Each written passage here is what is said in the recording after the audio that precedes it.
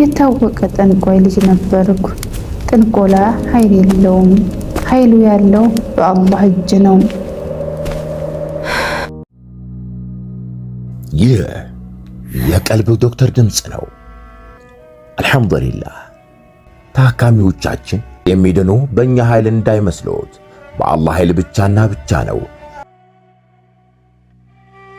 ከቀልብ ዶክተር ዓላማ ውስጥ የአላህን ተአምር ማንገስ ዋነኛው ነው። በየጊዜው በቀልብ ዶክተር ታክመው መዳናቸውን ማመን እስከሚያቀታቸው ሲቃይ የተናነቃቸው ሲገልጹ የአላህ ተአምር ምን ያህል የገዘፈና ግልጽ እንደሆነ ያሳየናል። ከህመም ወደ ጤነኝነት፣ ከጭንቀት ወደ ደስታ፣ ከጨለማ ወደ ብርሃን፣ ካላሰቡበት ወደ ስኬት የደረሱት በአላህ ተአምር ቢሆን እንጂ። ልብ ለአላህ እጅ የሰጠና የተናነሰ ሲሆን ግልጽ ይሆናል። አላህም እንዲህ ይለናል፣ አላህን ትገነዘቡና በእርሱ ታምኑ ዘንድ በችሎታው ላይ ያስረጅ የሆኑ ግልጽ ተአምራቶችን ያሳያቸዋል። አልበቀራ። ኑ ባላህ ቃል ያላህን ተአምር እናግስ። ሕክምና ማግኘት ሲፈልጉ ይሄንን ሊንክ ይጫኑ።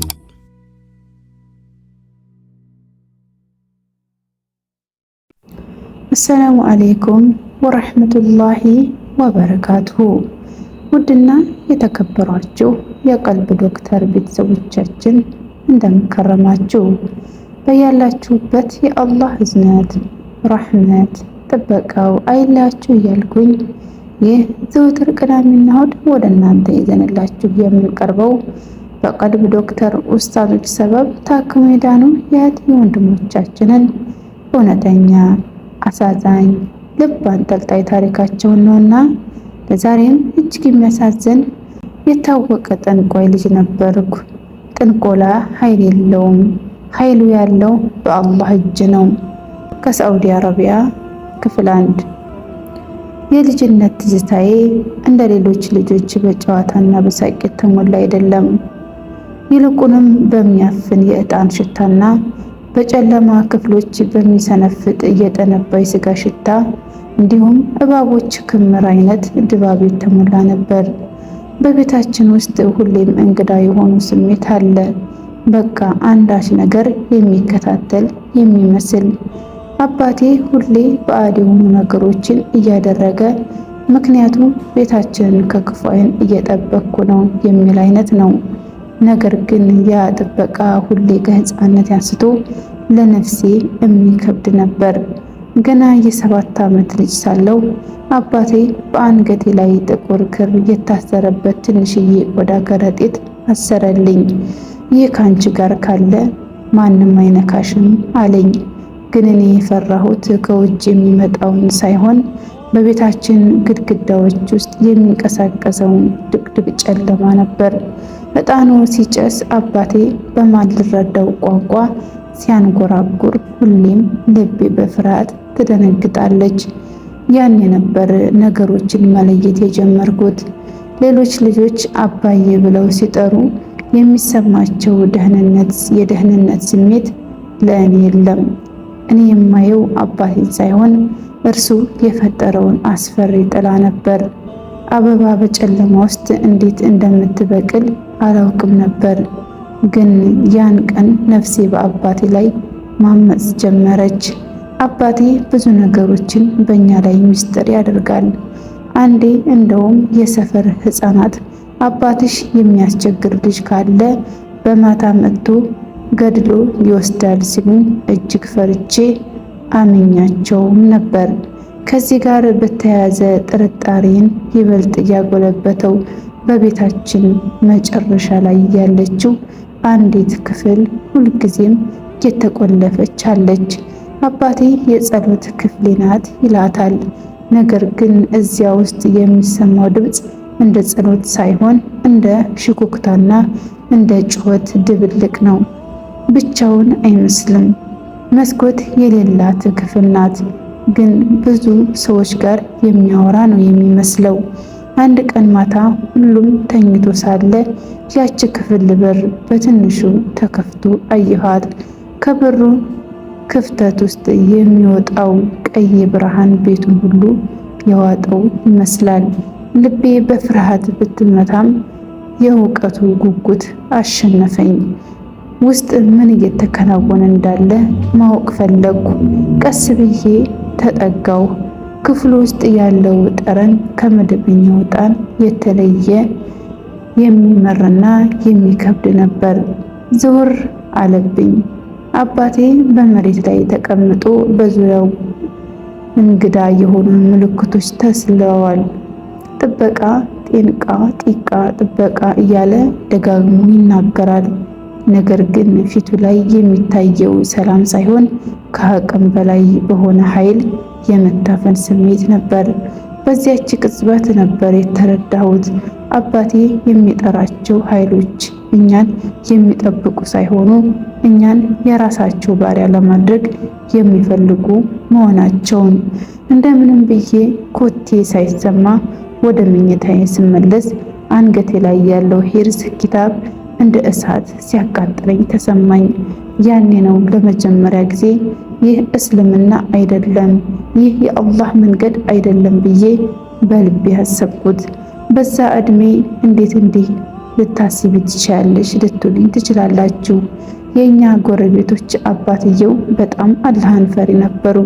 ከአባቴ ጋር አይግባቡም። ነገር ግን ልጃቸውና እኔ በጣም ነው የምንቀራረበው።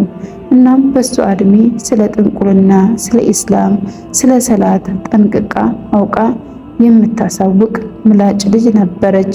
ከሷ በተማርኩት መሰረት አባቴ ፈጽሞ ኢስላማዊ ነገር እያደረገ አይደለም ብዬ ለመደምደም በቃሁኝ።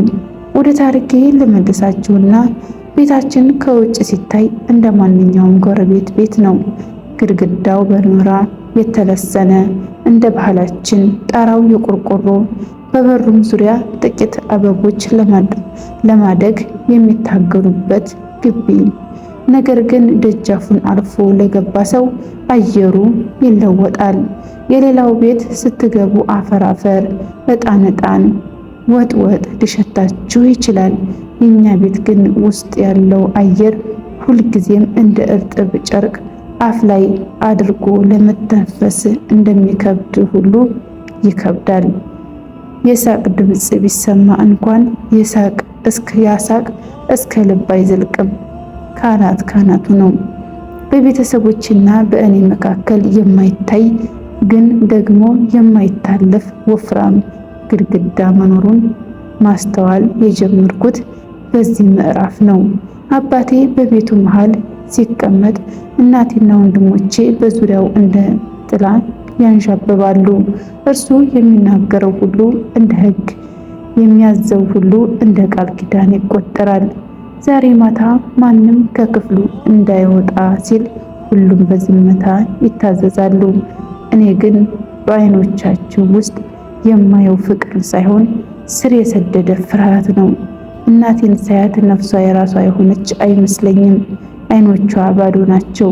ልክ እንደፈዘዘ መብራት ስትል እንደምሰማት ከሆነ እሷም ዛር አለባት። አንዳንዴ ይለውጣታል። መሀል ገበያ ላይ እንደ እብድ ያደርጋታል። ትጮኻለች። ታዲያ ሰዎች በጣም ነው የሚያከብሯት፣ የሚፈሯት። ይህ ሁሉ በአባቴ ምክንያት ነው። አንድ ቀን ማታ በቤተሰብ ማዕድ ላይ ተቀምጠናል። አባቴ ምግቡን የሰራው ይሸታል። በጣም ጥሩ ሽታ አይሸትም። የሞተ ጃርት ነው የሚያበላን። ጃርት ማለት ሹህ ያላት ትንሽዬ እንደ አይጥ አይነት ናት። ሰውነቷ በሙሉ በእሾህ የተከበበ ነው እና እርሱን እንድንመገብ ተቀምጠን ሳለ አባቴ ድንገት ቀና ብሎ አየኝ። ለምንድን ነው የማትበይው አለኝ። ድምፁ ከጉሮሮ ሳይሆን ከመሬት ስር የሚወጣ ይመስላል። አራበኝም አባዬ አልኩት፣ ድምፄ እየተንቀጠቀጠ። ሳስበው እንኳ ወደ ላይ ይለኛል። ምግቡ ተባርኳል፣ ለጥበቃሽ የሚሆን ኃይል አለው አለኝ፣ አይኖቹን እያጠበቀብኝ። ያኔ ነው በመሃላችን ያለው የግድግዳ ግልጽ የሆነልኝ። እነርሱ በረከት የሚለውን እኔ መርዝ ብዬ ጠራዋለሁ። እነርሱ ጥበቃ የሚለውን እኔ እስራት እለዋለሁ። በዚያች ጠረጴዛ ዙሪያ የተቀመጡት ወንድሞቼና እህቶቼ በላያቸው ላይ የተጫነውን የጨለማን ሸክም አያውቁትም። እኔ ግን በነፍሴ ውስጥ የሚጮኸውን ማስጠንቀቂያ እሰማዋለሁ። እጄን ወደ ምግቡ ስሰድ ጣቶቼ ይርገፈገፋሉ። ከእነርሱ ጋር በአንድ ቤት ብኖርም በሺህ ኪሎ ሜትሮች የሚለካ የነፍስ ርቀት በመካከላችን ተፈጥሯል። እኔ በገዛ ቤቴ ውስጥ ስደተኛ ነኝ። ተደብቄ ከጓደኛ ቤት ቁርአንም እንደመማር አያውቁም። እሱን ቢሰማ ያርደኛል። ልክ እንደ ጃርቷ ለቤተሰባችን አቅርቡ ብሉ ቢላቸው ግጥም አድርገው ይበሉኛል። ስለ ረሱል ሰለላሁ ዐለይሂ ወሰለም ሲራ ሳዳምጥም ሁሌ የአባቴ ጥመት የሚገባኝ ያኔ ነው። ሰው ቤት ጠባቂያችን አላህ ነው ይባላል። እኛ በቤታችን ውስጥ ካሉት እጅግ አስፈሪ ነገሮች አንዱ ግን አባቴ ጠባቂያችን ናት የሚላት ያቺ ጥቁር ድመት ናት። ስሟን ማንም አያውቅም። ማንም ሲያጫውታት አይታይም። ማንም ደግሞ ምግብ ሲሰጣት አይስተዋልም። ነገር ግን ሁልጊዜም አለች። ካልጠበቅኩት አቅጣጫ ብቅ ትላለች። በተለይ ከመግሪብ ሰላት በኋላ የድመቷ ቢጫ አይኖቿ ልክ እንደ ፉም እሳት በጨለማ ውስጥ ይበራሉ። የቤታችን ታሪክ ክፍል 1 ይመስል ነበር። በክፍል 2 እስከምንገናኝ ኢንሻአላህ አሰላሙ አለይኩም ወራህመቱላሂ ወበረካቱሁ።